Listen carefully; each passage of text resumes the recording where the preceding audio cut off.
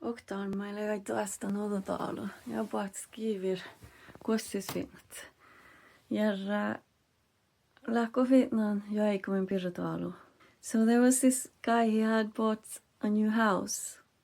And the first time his friend came to visit him, the friend asked, "Have you been walking around the house and yoiked?" When you do that, you're letting the energies on the land know that you are here and that you're going to be staying here.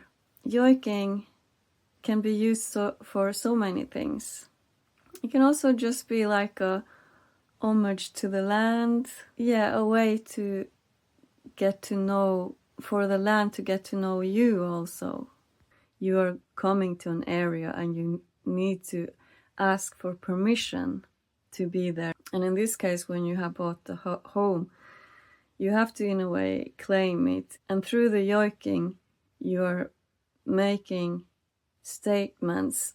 It is usual to actually like ask for permission to build a house there, or ask for permission to like put your lavvo there, or to spend the night there. And nowadays it's not always possible when you're buying, for example, a new house.